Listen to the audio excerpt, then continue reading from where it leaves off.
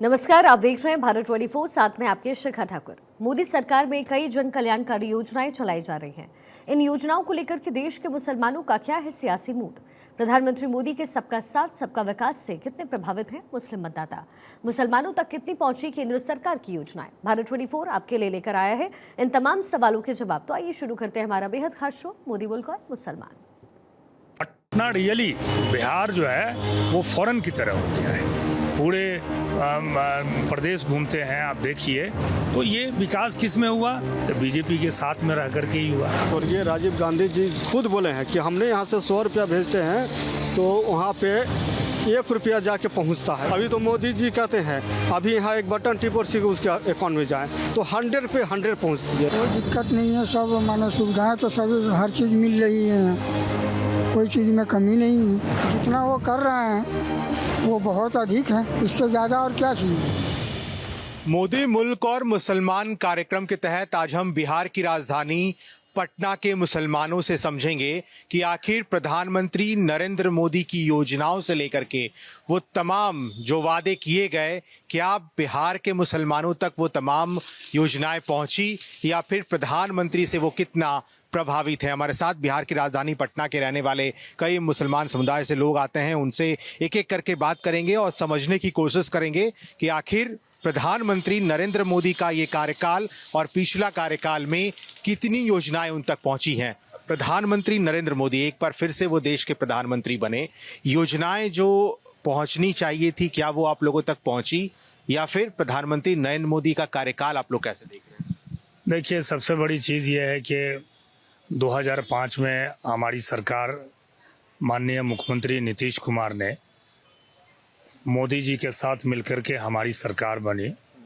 मैं उम्मीद करता हूं कि उससे पहले तो जंगली राज था, लेकिन उसके बाद जब बीजेपी के साथ मिलकर के हमारी सरकार नीतीश कुमार जब बागडोर हाथ में लिए, मैं उम्मीद करता हूं कि जब उनके आने के बाद जो बिहार में जो तरक्की हुई वो बेमिसाल है।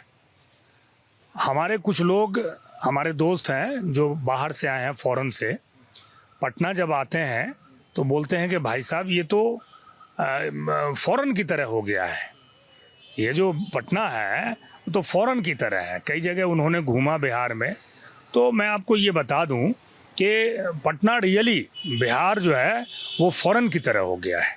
पूरे प्रदेश घूमते हैं, आप देखिए तो ये विकास किस में हुआ? तो बीजेपी के साथ में रह करके ही हुआ।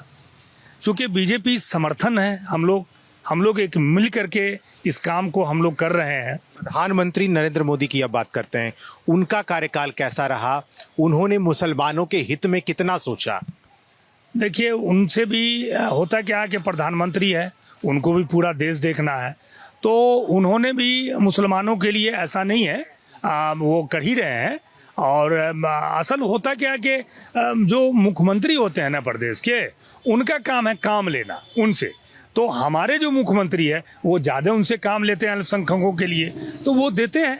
हमारे बिहार में जो भी क्या कहते हैं मुख्यमंत्री जितना उनसे काम लेते हैं, प्रधानमंत्री के अंडर में है जो काम, वो दे ही रहे हैं। जैसे प्रधानमंत्री शायद ऋण योजना है, ये हमने सुना है, तो वो पूरे बिहार लोग ले रहे हैं। अल्पसंख्यकों तक पहुंच रहा है? हाँ, बिल्कुल पहुंच रहा है, अल्पसंख्यकों तक पहुंच रहा है। अल्पसंख्यक इसके फायदे उठा रहे हैं और बहुत ही अच्छे से उठा रहे हैं। ऐसा नहीं है, गरीब गुरबा असहाय निर्धन जितने लोग हैं, सारे लोग इस काम को, जो नरेंद्र मोदी के अंडर में जो काम है, जो अल्पसंख्यकों को वो दे सकते हैं, वो हमको लग रहा है कि वो बहुत अच्छे से दे रहे हैं। फिर आते हैं आपके पास, और भी कई लोग यहाँ पे हैं, उनसे बात करते हैं। आप लोगों को क्या लगता है, प्रधानमंत्री नरेंद्र मोदी का कोई भी योजना अल्पसंख्यकों तक पहुंच रहा है, आप लोग तक पहुंच रहा है? जी पहुंच रहा है। क्या क्या आप लोग को अब तक सुविधा मिल पाया है? कैसे देखते हैं उनका कार्यकाल? जो चीज सुविधा मिलना चाहिए वो सब मिल रहा है। सब चीज प्रॉपर तरीके से? हाँ। कहीं कोई कमी नहीं दिखती? नहीं। आप लोग को लगता है कि सब योजनाएं पहुंच रही हैं? सब पहुंच रही। क्या लगता है, और कुछ कमी वैसा दिखता हो बिहार के अल्पसंख्यकों के लिए? कुछ ऐसा लगता है? कमी अब क्या है, तब पूरा हो ही गया सब, तो पूरा सब आप लोग तक पहुंच गया? हाँ। योजना वगैरह कैसा रहा उनका?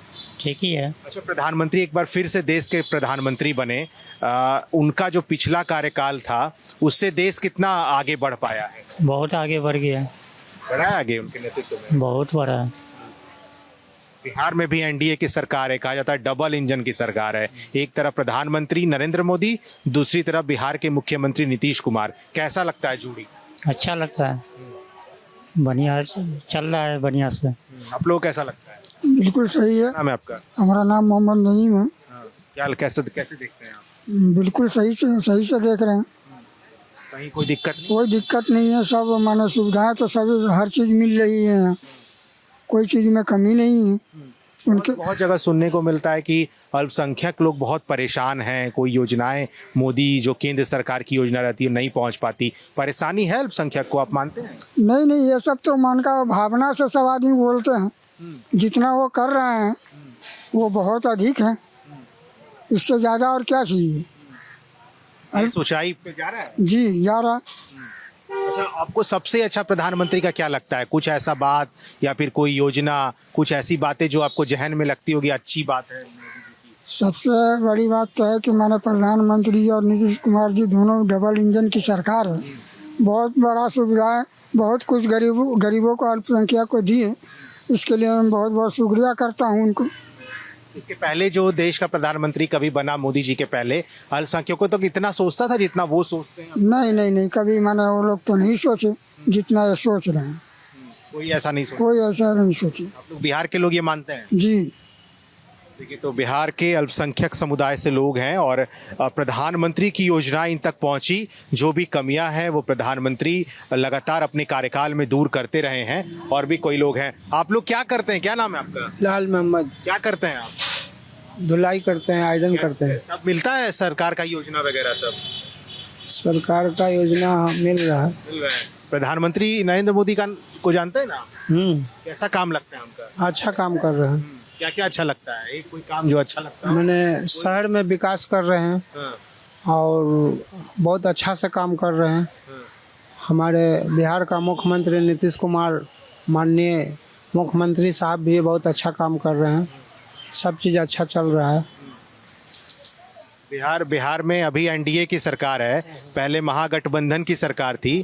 तो दोनों सरकार में कौन सबसे आपको लगता है बेहतर काम? सबसे अच्छा नीतीश कुमार का। नीतीश कुमार लगता है मोदी जी के साथ रह के अच्छा करते हैं? अच्छा करते हैं जी, अच्छा करते हैं। आप लोग जो काम करते हैं वहाँ तक भी कोई योजना पहुँच पाता है प्रधानमंत्री का? हाँ, पहुँचता है जी। कोई दिक्कत नहीं है ना कोई बिहार के लोग खुश हैं उनसे? हाँ, खुश है। आपको क्या लगता है? जी, अच्छा है। अच्छा है जी। प्रधानमंत्री को कैसा देखते हैं, उनका काम, देश का काम? सब अच्छा लग रहा। क्या लगता है कि और कुछ ऐसा कमी हो जो दूर किया जा सकता हो? ऐसा कमी तो हम लोग को क्या चाहिए? अरे रोड बढ़िया हो। हम लोग तो ठेला वाला है, हम लोग के रोटे ना बढ़िया चाहिए। कमाना तो अपना मेहनत से। सरकार का जो गरीबों के लिए, जो अल्पसंख्यकों के लिए योजना रहता है, वो सबसे फायदा होता है? जी, फायदा होता है। देश का सबसे अच्छा भी प्रधानमंत्री कौन है? अभी यही है नरेंद्र मोदी जी। नरेंद्र मोदी जी जी फिर से देश के प्रधानमंत्री बने हैं। जी। आप लोग की इच्छा थी पहले? हाँ, अभी भी इच्छा है। देखिए, तो ये लगातार लोग हैं और लगातार प्रधानमंत्री नरेंद्र मोदी कितना सफल हो पाया योजना, वो लगातार बता रहे हैं। कुछ और लोग हैं। क्या नाम है आपका? मेरा नाम मोहम्मद नूर आलम हब्बारी है। कैसे देखते हैं आप, अल्पसंख्यकों तक योजनाओं की बात होती है, उन तक काम कैसे पहुंच पाता है? क्योंकि बहुत ये कहा जाता है कि बीच के लोग ऐसी योजनाओं को अल्पसंख्यकों तक नहीं पहुंचने देते हैं। आप ऐसा मानते हैं? कहीं तो बात तो सच्चाई है कि आज़ादी से लेकर अभी तक कोई भी पासमानदा का बात उठाने की बात वो तैयार नहीं था, केवल शोषण करने की बात की। आज़ादी के समय भी, उस समय भी देश में सरकार बनी तो उसमें भी मुस्लिम मंत्री थे, बहुत से लोग थे। लेकिन उसमें जो प्रधानमंत्री जी ने जो सबसे निचले तबके का, जो मतलब मुसलमानों की बात किए, उन्होंने तो कहते हैं कि हिंदुओं को जाति आप गिनाते हैं, मुसलमानों को जाति क्यों नहीं जाति गिनाया जाता है? मुसलमानों की भी जातियाँ तो इसमें गिना जाए अलग अलग है, उससे भी मतलब कि छुआछूत लोग मानते हैं, करते हैं। तो ये मान सम्मान देने का काम किए प्रधानमंत्री श्री नरेंद्र मोदी जी।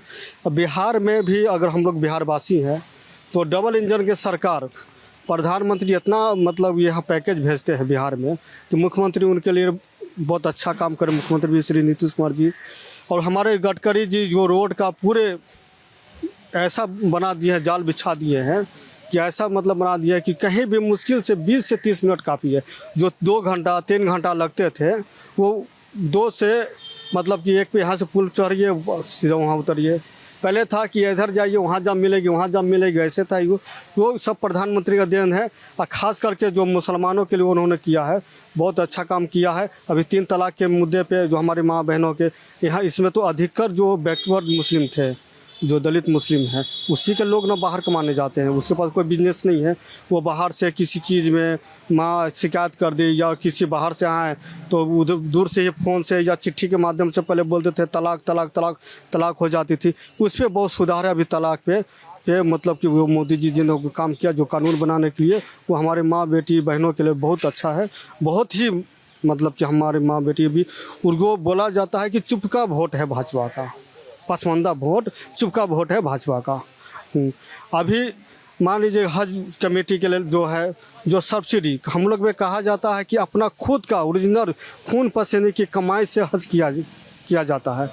लेकिन जो सब्सिडी जो एनडीए यूपीए सरकार देती थी सब्सिडी, वो तो दान हो गया। तो दान लेकर फिर क्यों जाएगा हज पे?